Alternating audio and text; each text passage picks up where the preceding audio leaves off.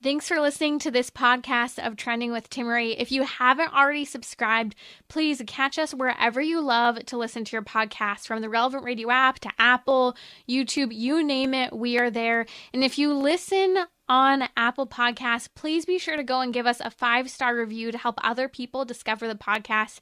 Anything you share in terms of episodes, whether it's texting it to a friend, posting on social media, helps to build up the kingdom for God, to help confront the challenging issues we face as a culture, but with joy, with hope, and with an eternal perspective where our faith collides with everyday life, bringing eternal principles to help us live our life joyfully. So, what's trending? Bridging your Catholic faith with your everyday life. You're listening to Trending with Timmery on Relevant Radio.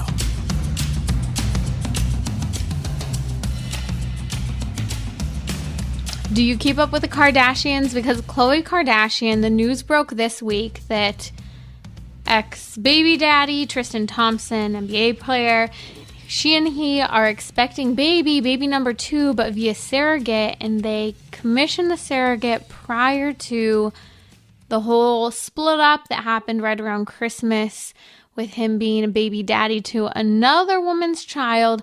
So much drama to touch on for a moment here, but really kind of getting at the heart of the crisis of surrogacy and the trend in our culture to turn toward third-party reproductive technology as a means to have children in the face of fertility struggles, and for some, sure, the elite who don't want to have their bodies impacted by carrying children as well. You're listening to Trending with Timmery here on Relevant Radio. We're going to discuss a little later, in the midst of a culture with everything from abortion, contraception, gender ideology that is just rampant across the culture, it begs the question, what is sex for? And are we able to answer that question as people of faith speaking to a secular and or a religious society?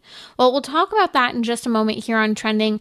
Joining me now in just a few minutes will be Teresa Kenny. Teresa Kenny is the author of the book, The Happy Girl's Guide to Being Whole. She works as a NaPro technology medical consultant, and she's a women's health nurse practitioner. We're going to talk about healing and treating our bodies instead of a harmful third-party reproduction, and we'll unpack 5 healthy tips to be happy and whole for women in particular. We're talking about healing so much of what's happening in the culture with the fallout from the sexual revolution and everything that's gone on with the various medical interventions we've chosen to disrupt natural programming of the body as the way it was designed by God. But I want to talk about, when we're discussing the impact of the natural programming of the body, Khloe Kardashian. So Khloe Kardashian and Tristan Thompson, the NBA star, are expecting a baby number 2 via a surrogate at the end of the summer. The news just broke this week that the two of them are having another baby together. However, if you didn't know, the couple is not together. Now, it's kind of interesting and somewhat confusing story, but this is fire that we're playing with, but not just fire. It's babies we're playing with. A who, not a what. You may remember back during the summer of 2020 when Khloe was on a break, I think from Tristan at the time perhaps, and she was on a dating cleanse. And she was talking about her dating cleanse. I talked to you here on the show about how her mom, Kris Jenner, was telling Khloe that she needed to have her eggs frozen because she might want to have more children later on. Well, by the end of later that year, 2020, there's an episode where Khloe and Tristan are talking, and Khloe is starting to talk about wanting baby number 2 despite the separation at the time. And she even said, I might get some embryos and get a sibling, she told Tristan. And she added, I might need to borrow some sperm or get some from you, but we'll figure that out later. Well, lo and behold, the end of 2021 in November, she moved forward with a baby, and the baby's dad is Tristan Thomas. Now, as you may follow the pop gossip or not, the two split up when news broke that he was a baby daddy to another woman's child in December. And news came out that even when Khloe was basically giving birth and going through a pregnancy with their first child, which they named True, that he was at the time already cheating on her. Anyways, the drama is just so stark, and you're probably wondering, well, why are we even talking about this? Well, this is one of those examples of why when we take babies out of sex and sex out of marriage, we create a lot of damage and confusion. Damage within the context of a relationship, damage within the context of practically buying and selling children, manipulating and taking, the means to do so with sperm and egg from a man and a woman to create new human life, and then just blasely talking about getting some embryos to get a sibling for your kid. And it is interesting because Khloe Kardashian is clearly someone who grew up with a larger family with lots of siblings around, and I can understand her desire to give her children or her child a sibling. But it's kind of this culture of, I want to have kids on my own terms, and that will make me happy, or that will be what I believe will make my kids happy. But just because you want something, whether it be for yourself or your kid, doesn't mean it's good for them. Again, Khloe grew up with a house full of kids. She gets siblings are great. But she, like many, I think, in our culture, whether it be with regard to divorce or choosing to have a baby on your own without the mother or the father being present, people tend to just say, well, kids adapt. This is an absolute denial of a right a child has, a natural born right a child has, to have his or her parents together, bonding with those parents for their full upbringing. But this also dives into the topic of surrogacy as well. Now, whether Khloe's not carrying her child because she is being considered as a geriatric mom now, which again, that's a very pro-abortion push in our culture today, as well as scaring women out of having children, or whether it's because she doesn't want a pregnancy to impact her body, the reality is that surrogacy isn't going that well for women.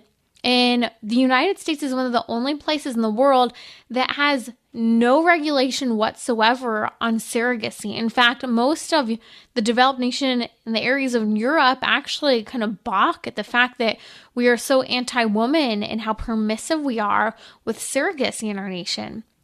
The reality is that a lot of people will joke about renting a womb via surrogacy and talk about gestational carriers, but you can't rent a woman. Because you can't rent a womb to begin with. You're renting a woman. And a woman gives and loves with her very soul. You see, surrogacy is always a matter of the heart for the woman, even when it's entered into altruistically. Some people altruistically may choose to do it for a family member. I followed two really popular IVF stories over the last year. One of them was where a cousin volunteered to be the surrogate for her cousins who couldn't otherwise carry children themselves. The other story was one that was featured on Oprah, where this woman couldn't have children biologically or carry children biologically. And so the mother, a healthy 50-something-year-old mother, volunteered to be the surrogate. But in both situations, what we saw was postpartum depression that really impacted the women who were the so-called gestational carriers or surrogates of these children. Because women love, they act generously with their whole hearts, and carrying a child for 9 months is a very special bonding experience meant to occur between a mother and a child, a biological mother and a child. But many people today, out of desperation, I think are turning in a way to one of the oldest trades, and that is the selling of their bodies. It's in many ways a form of what was more commonly prostitution for people who needed money. Today, it's increasingly become an experiment on our motherhood in the culture in general. That is surrogacy and everything with reproductive technologies, from the research that women are willing to go through for new drugs and contraceptives, from financial gains, from the fact that women are willing to go through with contraception and abortion in order to do the experiment of compromising their body and their health in order to achieve having a child. Well, whether it be selling their eggs, freezing their eggs, and the psychological harm that occurs in that, as well as surrogacy. It was really interesting. The day that I got married, the hairstylist, the lady that was doing my hair, my sister's hair, she was actually on medication to become a surrogate. And in talking to her, she had children of her own. She was struggling to make ends meet in Southern California and was working mostly when her husband was home with her kids. So she was trying really hard to be as present as she could be as a mom. But she had a desire to help her family more. And through surrogacy, she saw it as a means, a financial means, to help her family more as well. Now, she also had a desire to help some people who couldn't have children. Her intentions were good, financial means for her family, as well as helping others. But isn't that in a certain respect what prostitutes do? They look for a financial means to help themselves or support their families, and do see, and at a certain point objectify themselves to see how they are providing some benefit or pleasure to another person. Surrogacy is seriously impacting the hearts, minds, bodies, and souls of women and their mental health. We don't even know the full impact of surrogacy on women's health, biological health. A lot of it is so new that we're still figuring it out. We do know connections to ovarian cancer and menopause for women who go through with surrogacy, among many other things. But the reality is surrogacy is a follow-up on what contraception and abortion did in our culture. And that is, contraception and abortion separated sex from children. They're anti-woman and anti-child, and that's what surrogacy is. You can't rent a woman, you can't rent a womb, because the reality is a woman gives and loves with her whole heart, body, mind, and soul. And this is why women are being seriously damaged by the surrogacy industry. No one's talking about it. It may be glamorized by pop sensations or by people who struggle with fertility, and we see these sensational stories online where we want to cheer for people because they're having children when they otherwise might not have been able to. But it's not the healthiest choice for people. That's why joining me now to talk about real solutions for people who are struggling with fertility is Teresa Kenny. I want to talk about healing and treating our bodies instead of turning toward third-party reproductive technologies that are so damaging and no one's telling the truth about them. Many people are going into debt for third-party reproductive technologies.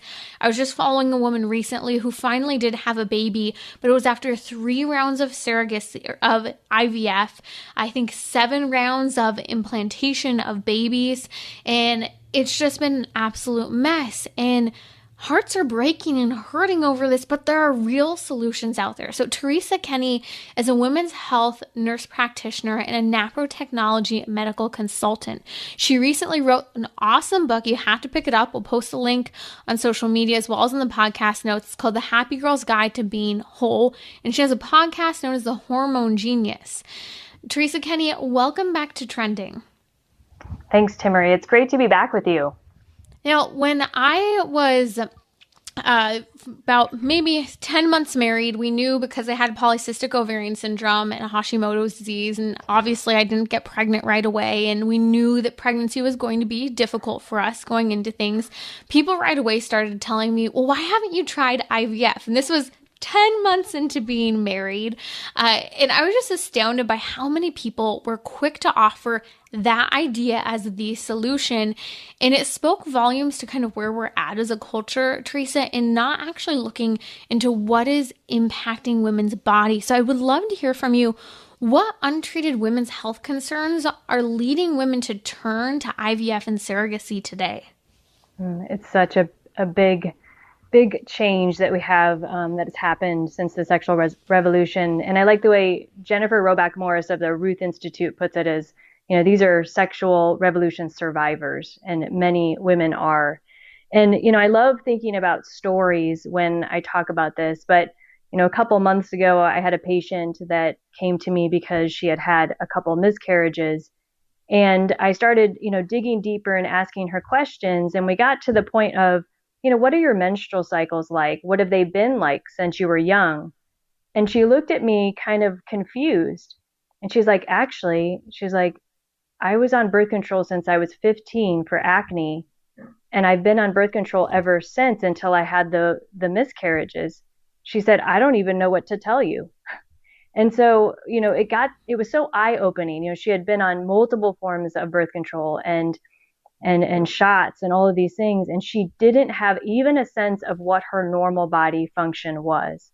And so when it came to trying to figure out what her fertility issue was, she had already been offered, like you said, Timmery, IVF, but she intuitively kind of had been learning about more holistic things. She's like, I just don't think that's the right pathway to go. And she heard about me in my office and came to talk to me. But when a woman doesn't even have the opportunity to know her own fertility, then how do we help women understand how to even go into a situation like infertility when they have no identity in their own fertility to begin with? And that's what the culture of contraception has done. Right. They wouldn't even know that something could be wrong. They just, with their fertility, they just think it's broken. So let's look to other solutions instead of saying, okay, something's going wrong here. How do we rebalance my health to achieve health and wholeness for me and then potentially a child as well? Yeah. So, women, again, I always say we have to ground women back in a foundation of who they are. We talk a lot about in Christianity identity and, who we are as in the form of the human person made as male and female. And we really do have to go back to the foundation because that we've been disassociated from in the sexual revolution. Like you said, we have a situation where people try to have sex without babies, and then we try to have babies without sex. And it's like we forgot what the natural way of having babies was. And so we have to go back to the foundation. And this is why I wrote the book, of course, because young women never get the opportunity to know their bodies. There is something about identity and understanding and being integrated into your body that allows people to actually really become educated, informed, and make better decisions. And when we have lost that identity, we're disassociated with our own ability to procreate. We end up making decisions we probably never would have out of desperation, like you said, out of a desire to have children. Teresa, you mentioned that just simply being on birth control for a number of years can lead to women thinking they need to turn to IVF. But there are other common health issues where many people think it's a sentence to never having children, including things such as endometriosis that we hear a lot about, PCOS, and thyroid issues. Can you talk about especially endometriosis and how this is what many people are, it's leading them to turn to in vitro fertilization? I think of the well-known story of Julianne Hough, who was on Dancing with the Stars.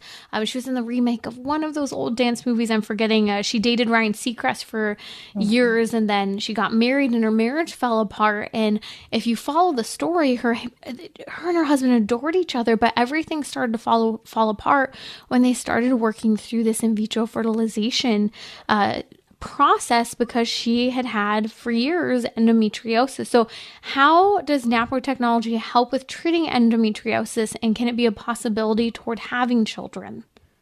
Absolutely. Yeah. I mean, endometriosis is a disease that affects 1 in 10 women, and it often takes, up 10 years or more to get a diagnosis. It is so unfortunate because this is a physical disease that can be treated and treated correctly. But when women are often given these suppressive medications for years, it doesn't reveal the disease that was present. So in the case of Julianne Hough, she probably had it for years, but may have been on birth control. I don't know her story, but oftentimes it's band-aided or masking over the true symptoms of what's occurring. If we approach the woman's body and we actually try to find the underlying root cause of what's occurring, causing infertility, we will find things like endometriosis and we can correct them. But endometriosis can't be covered up with medicine. It really needs to be taken care of surgically. And the good news is that NaPro technology surgeons that have been trained to treat that disease correctly and well can remove it and really cure a woman of that disease so that her chances of having her own child go up dramatically. But I've seen so many cases where women go to doctors that are not trained, and oftentimes they may tell them they have endometriosis, but they do the surgery and then they do it incorrectly, and then they tell them they still need to be on birth control or some other medication to suppress it. And that doesn't make sense in any way. It'd be like if someone told you you had cancer and they went in and said, well, we got 30%, we left the rest, and we hope that chemo takes care of it. And you're looking at your surgeon saying, well, why wouldn't you just take out 100% of the tumor? Because if that's what's causing the disease, then we want to treat it and treat it right. Absolutely. Let's talk a little bit to polycystic ovarian syndrome, known as PCOS, and thyroid issues. So I have my PCOS has been reversed, and my thyroid issues, my Hashimoto's disease, is in remission. Praise the Lord. I'm so grateful. And NaPro physicians were part of the journey of helping to go through that healing. But, for me, it's something that had I not, worked on and also been very prayerful and trusting to God as well in the process. And I did receive anointing of the sick and got pregnant 2 weeks later. I have to include that part of the story as well because it's an important part. But I think all of these pieces together, I saw how, my story very easily could have been one where, okay, I couldn't have children because I didn't clean up my diet. I didn't take the right things to help to get better. And yet many women with PCOS and thyroid issues are put on birth control for years and never have their thyroid issues diagnosed. And yet these seem to be actually often very simple things to be treated with NaPro technology that in most cases, women really are capable of having children with PCOS and thyroid issues. I completely agree, and I treat both of those conditions weekly, and I do think that it's easy to treat in many ways and to help people get to the point where they naturally can conceive. Not every case is easy, but many of them are. So if you can, again, I think of so many women that come to me, and it's almost like you see their tears of joy because for the first time ever, someone listened to them and actually is going to do something about it as well. When in traditional women's health, many times it's kind of this, you're fine, you just keep taking it. Well, maybe you need an antidepressant. They're not listened to. Women are not listened to. So many women experience the opposite when they go to a practitioner of NaPro technology. And PCOS, I will often say to women, hey, because they're terrified, is this going to prevent me from having a baby? And I look at them like, if I could choose any condition to treat for infertility, I would choose PCOS because it is something that can be treated easily and reversed in some cases, like you said, by doing the proper cooperative management of the body and the cycle. And thyroid, I love that you mentioned Hashimoto's because many women have autoimmune thyroid. It's what causes 80% of thyroid issues in women. And we don't reveal that diagnosis to people because there are many lifestyle things and important things that women can do to help heal their own thyroid. And there are many women that are undertreated for their thyroid condition. And that's something I'm very careful and passionate about because women deserve to be treated right and well in any condition that they have. If you have a question for Teresa Kenny, you can send it now to me on Instagram, on social media, or give us a call. The number is 1-888-914-9149. Happy to take any women's health issues, especially surrounding fertility, infertility, and underlying health issues for women. Teresa, are there any other leading causes that many are leading women to turn to IVF and surrogacy that are treatable, especially by NaPro technology? Yes, there are. There are, conditions of just the kind of function of the uterus. You can say certain things can kind of in the anatomy be wrong and corrected. There are issues surrounding just hormonal changes, low progesterone, low estrogen, estrogen dominance. All of these things can only be properly treated when you know how to have a woman understand how to chart her cycle, and you can actually do proper hormone testing, which is really hard to find. But hormonal imbalances can be corrected, and that will help the fertility of the woman. You can actually identify ovulation disorders by using correct ultrasound techniques, and that can be treated in the woman. And then there's the issue of male factor infertility. And, oftentimes in IVF clinics or fertility clinics, they will have men use masturbation to collect a semen sample. But we have found that you can actually collect it in an ethical way using a medical grade kit or condom, and we can allow couples to get the information about the male fertility as well, and it's ethical, and we can treat those issues too. The last thing I would say is that many women are given this test that is called the AMH, which is anti-Müllerian hormone, and often told that they have old eggs or no eggs or low eggs. And this can seem devastating and often told the only option for you is IVF. But we've seen many patients that is not true. That again, if you get to these underlying root causes of their hormonal imbalances, their physical imbalances, and correct all of the things that you see that are there, women can still have natural pregnancies.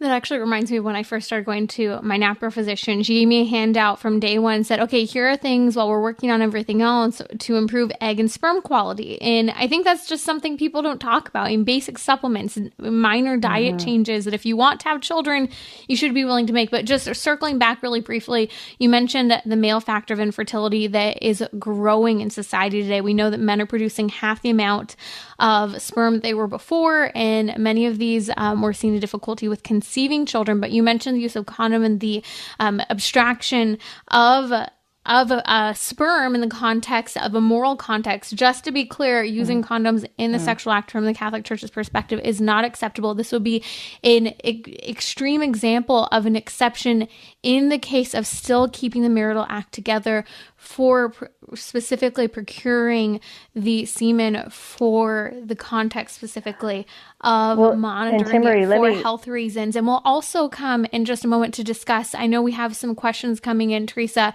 how people can find this treatment if they're working with fertility and infertility. Teresa Kenny, we're posting links to her books on social media, and we'll come back answering your questions and continue to unpack this topic and 5 healthy tips for how women can be happy, healthy, and whole.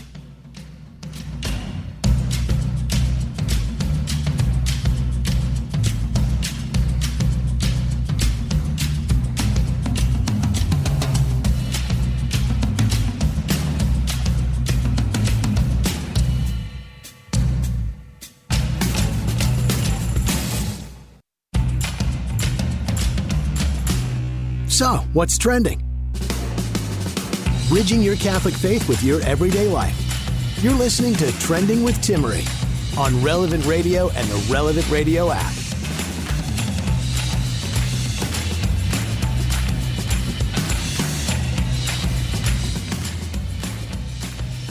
For taking your fertility and infertility related questions, my guest right now is Teresa Kenny. She's a women's health nurse practitioner and a NaPro technology medical consultant, helping people to treat their underlying women's health concerns in particular, even touching a little bit on male fertility and infertility as well. Teresa, we were talking just a moment ago about male infertility and how that is a growing concern and struggle in infertility struggles today. And you were talking about the use of how in most clinics that are treating fertility, they tend to encourage the engagement of masturbation in order to collect a semen sample. Now, the church, this is something the church explicitly teaches against, and you were using the example of how there's an ethical way to collect semen, which gets into some of the moral nitty-gritty, but can you explain why there's an ethical way and how that's done by our Catholic NaPro physicians that we have?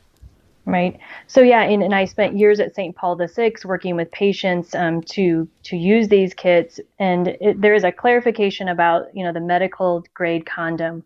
We actually, in order to make it truly ethical by the Catholic Church, we actually make 2 to 3 small holes in the condom, and using kind of a medical grade needle. That way, it is open to life. So there's no contraceptive act, and we actually know that it is open to life because there is one case where someone actually conceived still. But we still find that you get really accurate data on the male fertility as well. So it is purely ethical, and it works for providers to treat male factor infertility, which, like you said, has been an increasing concern. And of course, we know there's all sorts of endocrine system disruptors and more toxins and all sorts of things that we're worrying about are affecting fertility in men and women, but particularly sperm development. I'd like to give, in fact, on that note, a brief teaser of your book. At the conclusion of your book, you talk about 5 healthy tips to be happy and whole for women. And it even touches on the idea of the endocrine disruptors that we have. And I'd love to run through those 5 tips because I think they summarize, and you need to read the book. You can't just go for the tips here. Orienting ourselves in the right direction when it comes to our health as women, our future fertility, our current fertility. And it's so important. This is what I love about the book. Every teenager, every college student should read this. But also, if this information is new to you and you're a woman in your childbearing years, still cycling, you need to pick up this book. It's called The Happy Girl's Guide to Being Whole. Young women in particular need to be empowered with this information. This is real feminism when we talk about it. Knowledge is power. And so, Teresa, let's walk through that list. The first thing that you mentioned is that women need to learn about their cycles and fertility. And where can women start? And if you can mention where people can go if they're struggling with their fertility as well. Yeah, I mean, you can start, just by obviously picking up this book, but there's so much information available actually about the cycle. There is a trend towards holistic feminism, really. But one easy place to start for a young woman would be FEMM, F-E-M-M. There's an app. They have some initial classes that young women can go through just to get the start with it. There's Creighton model teachers that teach young women. There's Marquette teachers that offer classes for young women who are single. There is so much information available. So really it takes, in many ways, sometimes a Google search, although you want to make sure you get the right information. But for those seeking a medical provider to help them learn more about their fertility, but maybe to dig into a medical issue, which is so common. I don't know any woman that practically didn't have something, acne, irregular cycles, ovarian cysts, pain, cramps. So almost everybody deals with this. For those people who are looking for a holistic practitioner, you can go to fertilitycare.org under the medical consultants tab that's under NaPro technology. You can go to Facts Fertility, and they have a list of medical practitioners. You can go to fambased.org, who has a list of other natural fertility method instructors. There is managingyourfertility.com, another great source, managingyourfertility.com. And the USCBC has a great site with all of the lists of natural family planning providers and lots of other information on this as well. And we'll include a full link of that in the podcast notes. We'll get that from Teresa and share some of them. We're posting some now on social media now too, but be sure to check those out. We do have some of these resources as well in my Instagram link, always on Instagram, because I know that this is a source of concern for many people. It's a growing concern, and you never know when it will be that you encounter someone who's struggling with fertility. I can tell you, the day we were buying our car, the woman who was selling us her car had been struggling with fertility for 5 years. We've had friends, family members, strangers.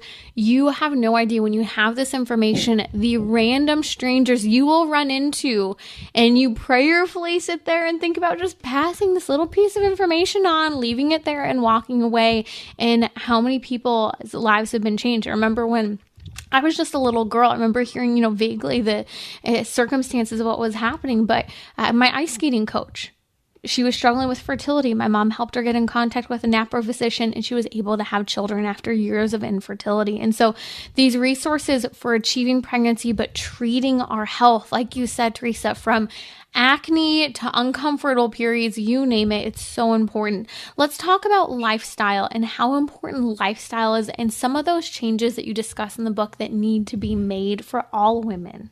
Mm-hmm. Well, first, everybody thinks of nutrition as probably kind of the most obvious thing that we can look at, change. What we put in our bodies certainly is so important.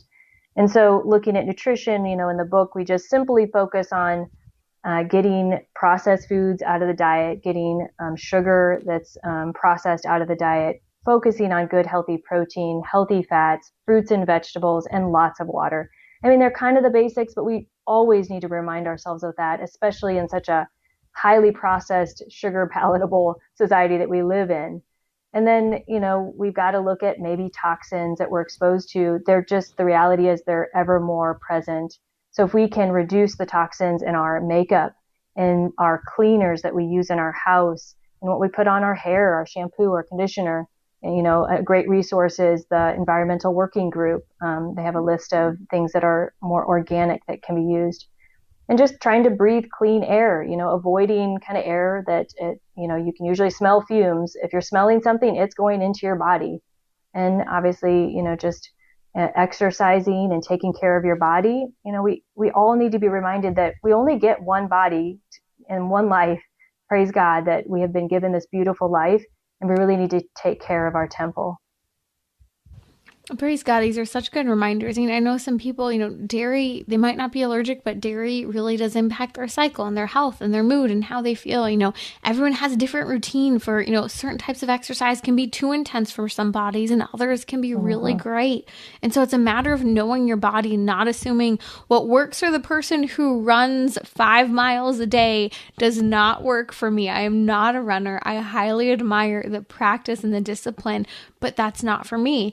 And I think that sometimes being okay with that and fitting into those right exercise and food routines are so important in this lifestyle area. Teresa, the third thing you mentioned is remembering your feminine genius. And this gets into the wholeness of our health as women. Can you talk a little bit to how this is so important when it comes to our, biological health, but spiritual health? Mm-hmm.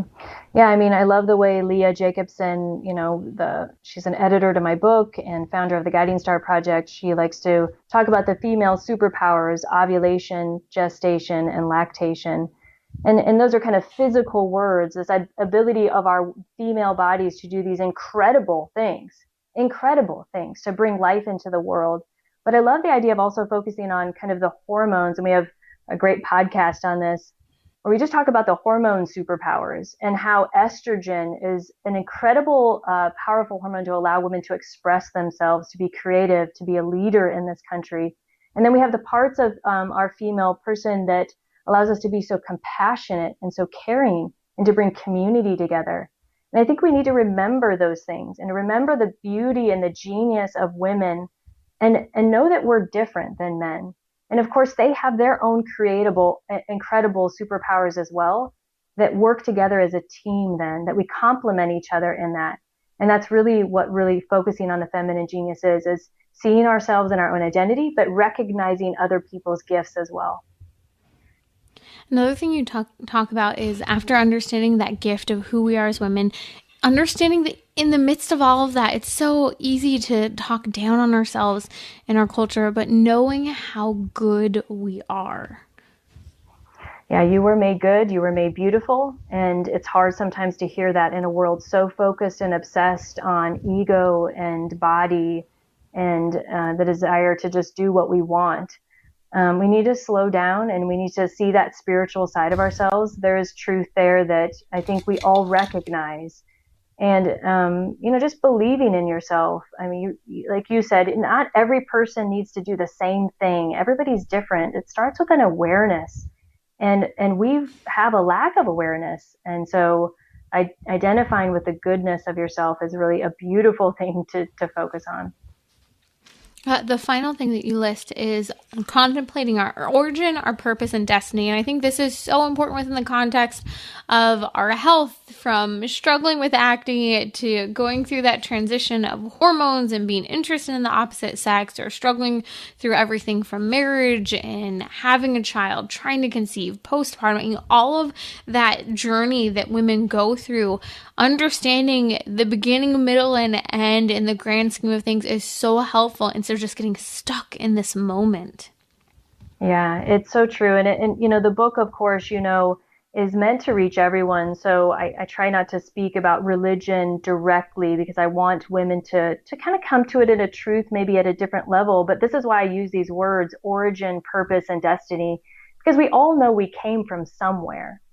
We all believe that we have a purpose in life. Sometimes it's confusing and we don't know where we're going with our purpose, but we desire that. I don't think any human person doesn't understand that. And we all want a destiny. We may, again, not know where our roadmap is taking us, but gosh, and this is where Christianity and the Catholic faith is so beautiful, because the teachings of the church give us that roadmap. And our destiny is heaven. Our destiny is eternal joy. And of course, if we have that and we have that joy, we want to share it with others. And so the goal is to slowly bring people back into their identity, slowly allow them to feel that I was made for something more. I'm made for something more. And in the end, I deserve something eternal happiness. That's Teresa Kenny, author of the book that every young woman needs to have, but should be in our resource library, The Happy Girl's Guide to Being Whole. Posted a link on social media. Follow me at Timmerie. That's Timmerie. You can also check out Teresa Kenny's podcast, Hormone Genius. I'll post a link as well. I tagged her on Instagram, the Hormone Genius. Teresa Kenny, thank you so much for joining us. So helpful in unpacking much of the crisis today surrounding women's health, real solutions to everything from the culture of abortion and contraception and the fallout and the aftermath of all of that, including infertility. You're listening to Trending with Tim right here on Relevant Radio, as we're in the midst of this entire conversation about women's health, overturning of Roe versus Wade, gender ideology, after we're off the heels of the intensity of this year's Pride Month. We have to ask the question, what is sex for? And can we answer that question to a young person, a peer, secular, religious? Let's talk about it here on Trending. I'll be right back.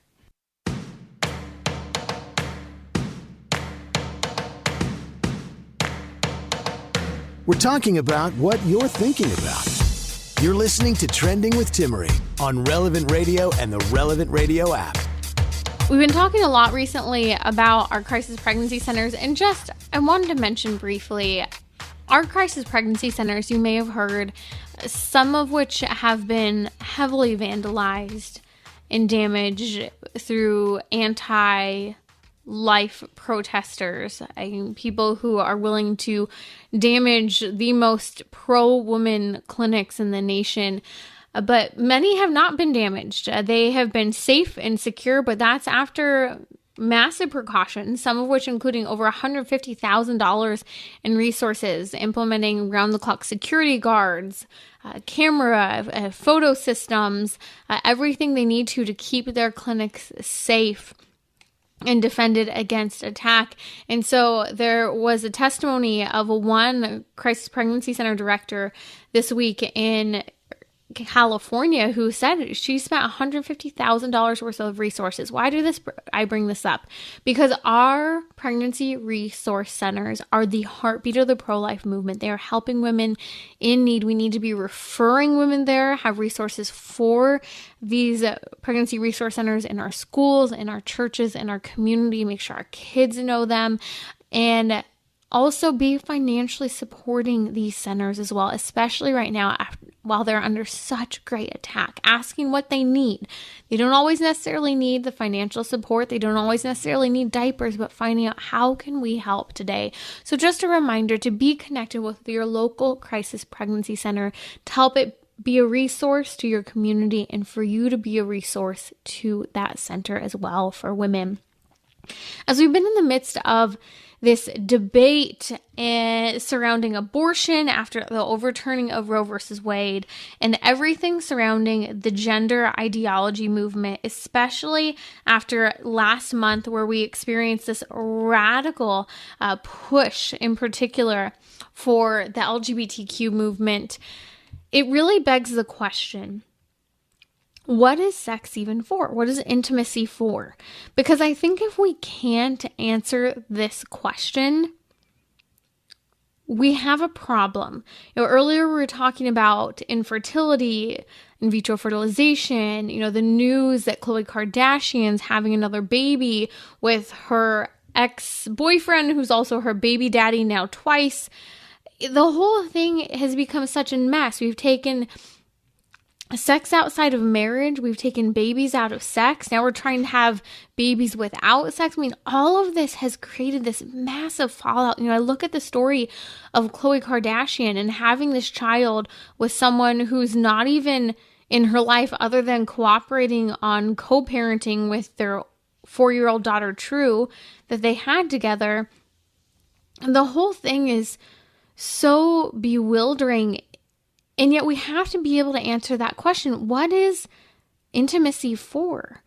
Now, the Catholic Church teaches, and we don't always have to say, depending on who we're talking to, that this is what the church teaches. But if it's someone where this teaching at the start of a conversation would be valuable, then say it. But there have been so many moments when I've been in front of the abortion clinic or talking to a high schooler or in the crisis pregnancy center, and they not knowing my religious beliefs, I would shared with them what the church teaches without telling them it's what the church teaches. And then in the end, I maybe, pry after sharing it with them and they share that it makes sense.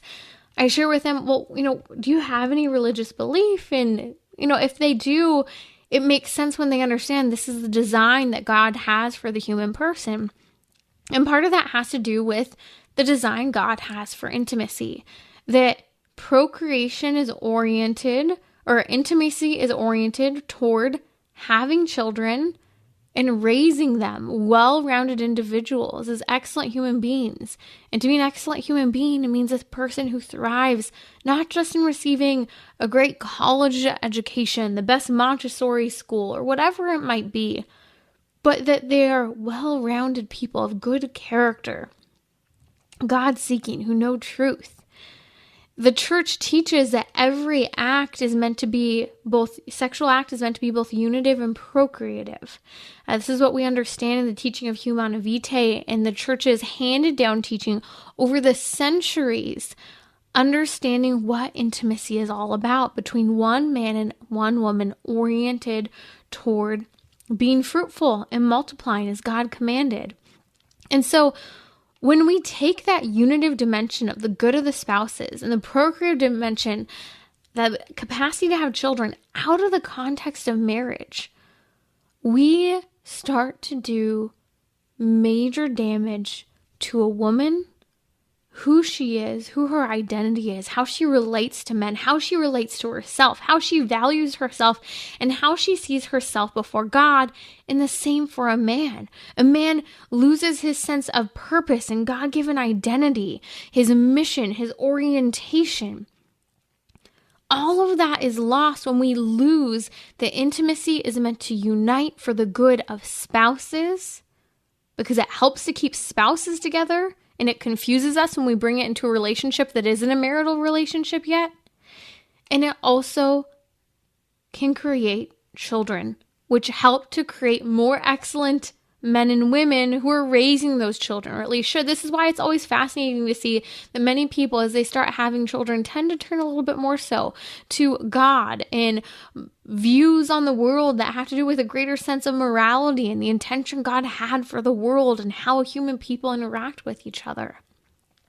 Humana Vitae, the great teaching of Pope St. John Paul II that came out in the end of the 60s, talks about the role of parents as responsible parents. Why? Because this is what the church has always taught, that procreation, that intimacy has to do with that potency of having children and the great responsibility that is there. This is what is so wrong with surrogacy. You can't rent out a womb.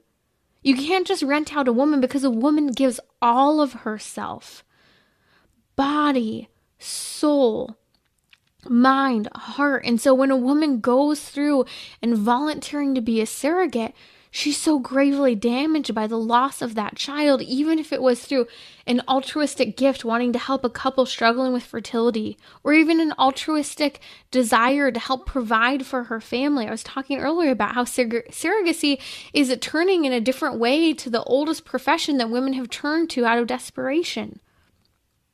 It really is a new form, a different type of form of prostitution. I explained earlier in the show the connection of how we see that. I hope you'll listen if you missed that segment. The podcast is always up later in the evening. You can find it at relevantradio.com/trending, or wherever you catch your podcasts, we are there. But when I was really thinking about this, when we explain what intimacy is for, it's meant for the good of the spouses and to the procreation and education of children.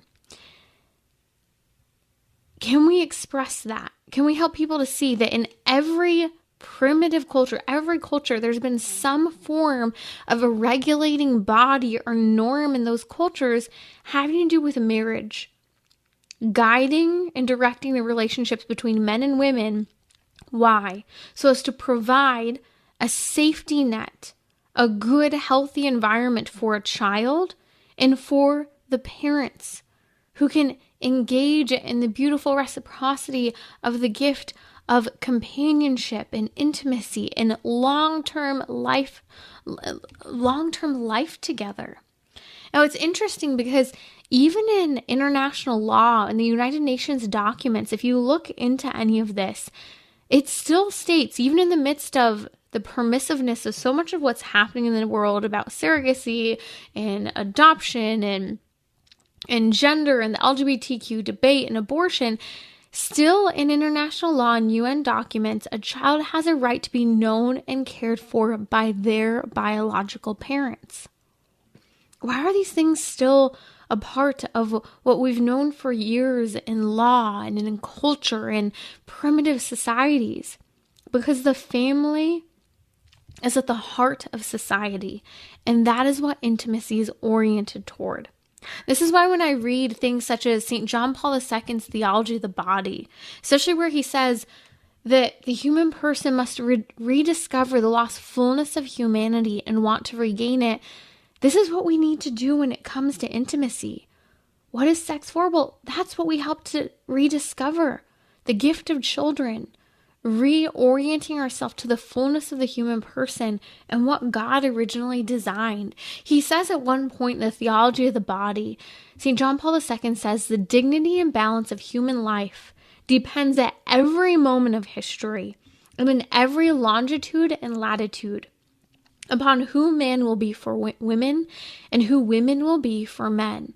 What does that mean? He says, the balance of the very world and nation is dependent in every longitude and latitude upon how we interact with one another as men, as women.